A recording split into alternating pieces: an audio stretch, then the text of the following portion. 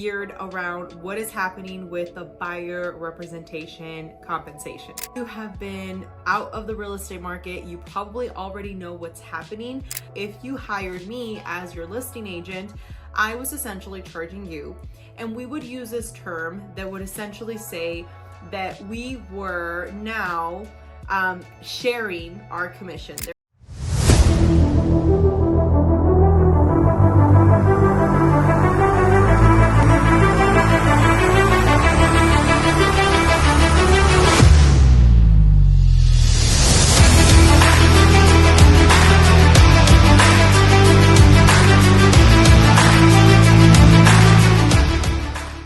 What's going on, guys? Thank you for tuning in to another video here for Living in El Paso. I'm 𝐓𝐢𝐞𝐞, and today I want to talk to you guys about a very hot topic. This is geared around what is happening with the buyer representation compensation, okay? Now, unless you have been out of the real estate market, you probably already know what's happening. But in this video, what I really want to do is just simplify it in the best way possible, in the most concise yet easy to digest way, because I have seen multiple people explain it in different ways. And to be quite honest with you, if you're not somebody that is already aware of how real estate works, it can be very confusing. So in today's video, I'm gonna share with you a few slides to kind of help you better understand it. And this slide will also be provided on the link down below. So if you want to download it and use it for yourself, feel free to do so. So with that being said, I want to explain to you a few things here before we get into it. In the past, what has happened when we have represented a client, and I'm going to share my screen with you guys now. Basically, it shows here, seller agrees to pay the listing broker as part of the listing agreement. So that's one of the first parts in a real estate transaction that would happen before. This is the standard that was happening for the longest time. So if you hired me as your listing agent, I was essentially charging you, and we would use this term that would essentially say that we were now sharing our commission. I want to simplify it, like I said. So we were now providing the other person part of our compensation. And this is where the mess came about, because there were a lot of people that felt there wasn't transparency happening. And to be quite honest with you, that is the reality. There's a lot of agents out there that were simply not taking the time to explain to their clients, hey, you are in charge of these fees, you are in charge of these fees, this is how the contract works. And this is where the whole lawsuit happened. If you haven't heard about it, I do have another video talking about it. It was a NAR settlement, National Association of Realtors. So definitely something you should just kind of brush up on, just so that you kind of get a better understanding. But at the end of the day, what we're talking about here is that what they were doing, and as you can see here on point number 2, utilizing the rules of cooperation compensation, the listing broker compensates basically by sharing a portion of the seller offered commission with the buyer broker.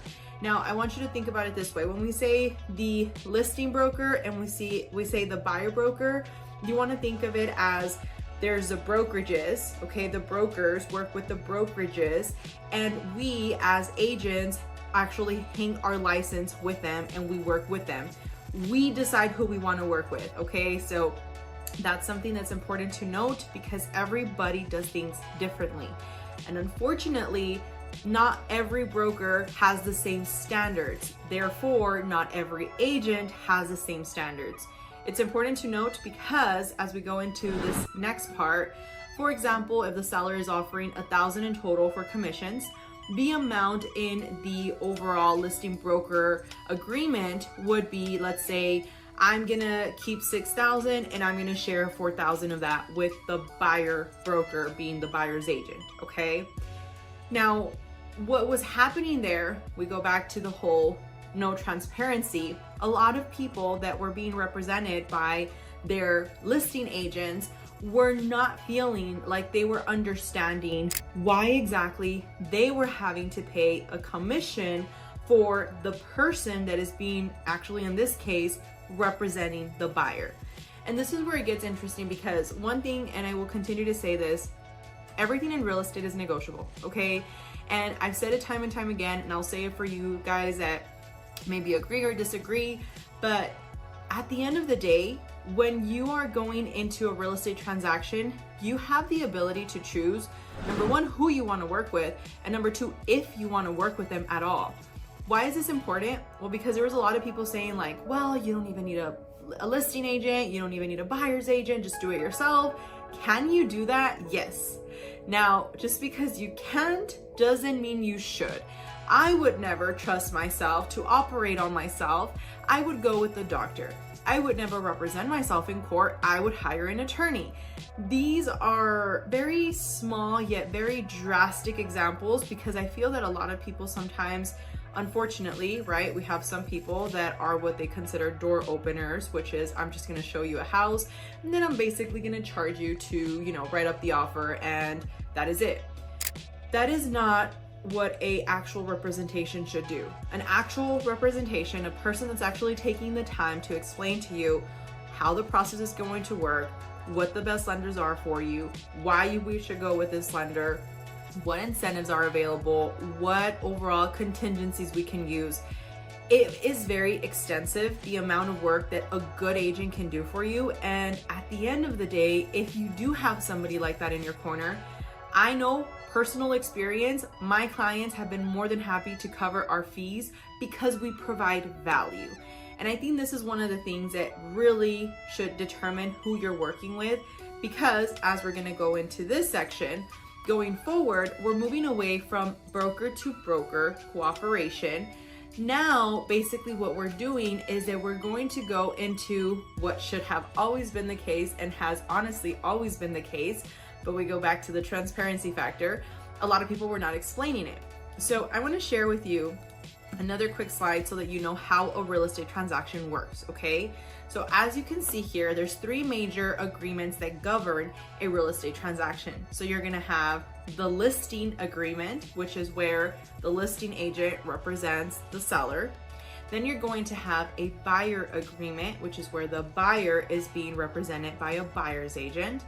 And then you have the purchase agreement, which is where now two people, being the seller and the buyer, come together to make a deal happen. Okay, that's when you go under contract, that's where now you're under escrow, and that's where the process basically gets going.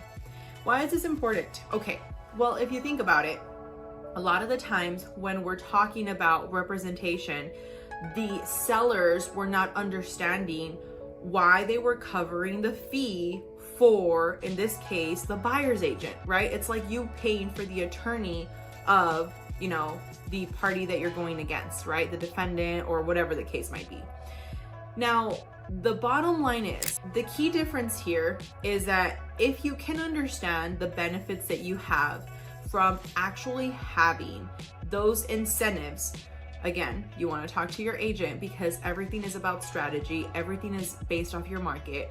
But let's say your house has been sitting on the market for, I don't know, 3 months, and you have nobody that is coming by. And the reason for it, let's say, is because every time somebody calls your listing agent and your listing agent is saying, hey, you know what, we're not paying any fee. Like, for you to bring your buyer, we're not paying anything. What is happening is that you're, as a seller, positioning yourself at a disadvantage because there's other people in the market that are willing to cover the fee for, in this case, the buyer's agent to defend, in this case, the buyer, because they want them to bring a contract. Now you might say, well, at the end of the day, I mean, I want to list it without paying, you know, the buyer's agent. I just want to pay my listing agent. He's representing me. Why not have the buyers cover their own fee? And that is 100% doable. The thing here is why we talked about it all comes down to your market. If you think about it, if you have 5 other houses down the street from where you're living, and all of those other houses are willing to cover that fee for the buyer because they want to incentivize them to buy their house, obviously your house is going to be the house that's gonna stay on the market and not sell. Does that mean it won't sell? No. But does that mean that it's going to cause problems when selling? Because now, and let's switch the hat, okay? Let's say you're a buyer, okay? And in this case, you ask me, hey Alexa, I wanna buy a house. Thank you for explaining to me how the buyer compensation is going to work.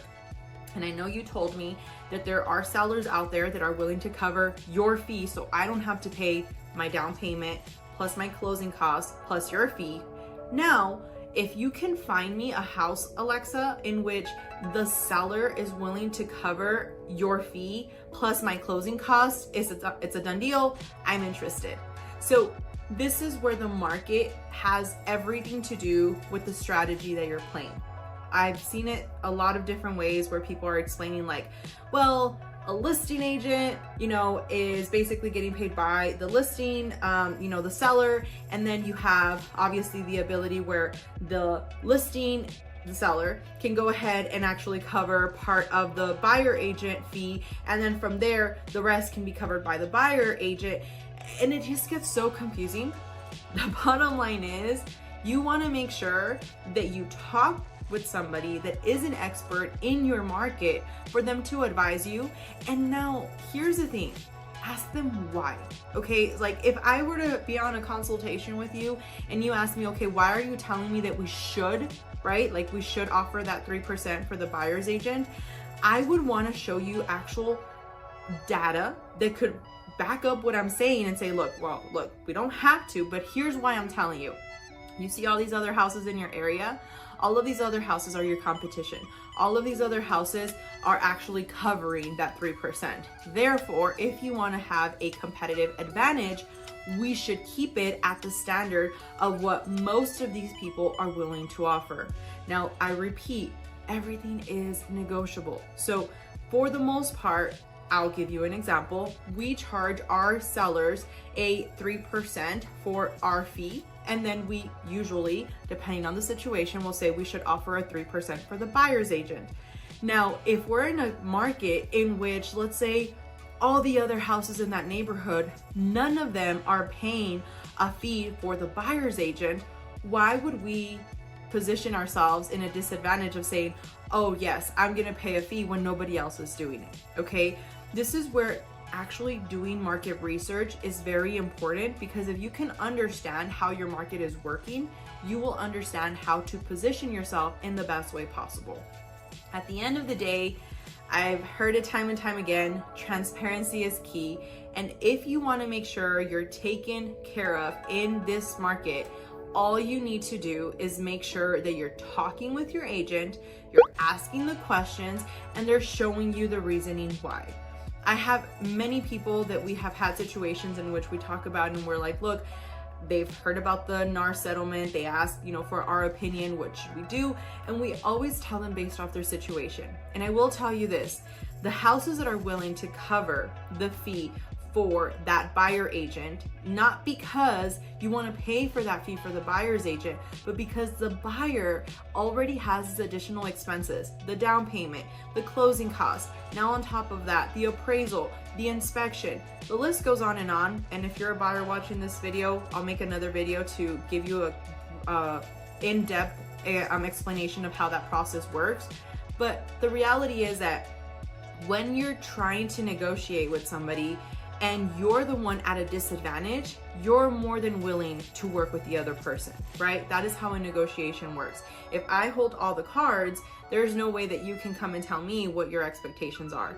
This is why a lot of the times what you'll hear now in the market is, well, with a good offer, we're willing to work with you. So this is the part where you want to be very, very clear on. Now, another thing that you want to be aware of is that legally, we are not allowed to advertise this on the MLS anymore. So for those of you that are not aware, the MLS is the multiple listing services. It is what we use as realtors to basically see all of the properties that are available in the market. Now, the reason this is important to note is because simply because we can't share it on the MLS doesn't mean we can disclose what we're willing to offer on that compensation. So let's say you're my seller and we talked about it and you're like, look, Alexa, I want to sell this house. I want to do what's, the normal that has typically been advised and what usually you've seen, the traction go on and what you've normally advised other people. Just go ahead and offer the percentage, offer the 2% to them and you keep the fee that is remaining, whatever the case might be. Let's say we do that. And at the end of the day, we want to go ahead and make sure that we're getting as much exposure as possible. But what we can do is make sure that we share with other agents more on an individual basis. We have this, right? Maybe we have a flyer going on where we can share about, hey, we have, buyer agent commissions. And this has always been the case. Like, there's builders out there right now that literally will send out what they call an availability sheet, and they'll send it to us and let us know, hey, we're paying X amount and we're paying a bonus of like $2,000, $1,000, whatever it might be. This is why you just want to make sure that you understand what's going on in the market. Here, as you can see, when it comes down to the agreement we talked about, these meeting of the minds have to happen in order for you to actually have this executed contract. And for those people that are probably going to come in the comments and say, well, like, why do you need a buyer's agent? Why do you need, again, a listing agent? You don't, okay? You can do it yourself, but at the end of the day, make sure that you know what you're doing. Now, for those of you that do want to have an expert by your side, make sure you hire the right one. With that being said, I want to thank you for tuning in to today's episode, and I will leave all the handles down below with the presentation just so that you guys can utilize it when you're thinking about, this process, know what to ask. I do have another video for things that you should ask your agent before hiring them, so I highly encourage you check that out.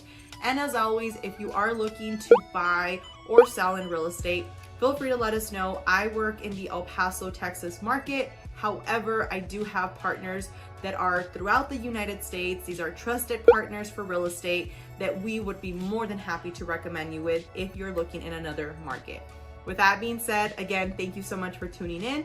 I hope you have a great day, and I'll talk to you guys on the next one.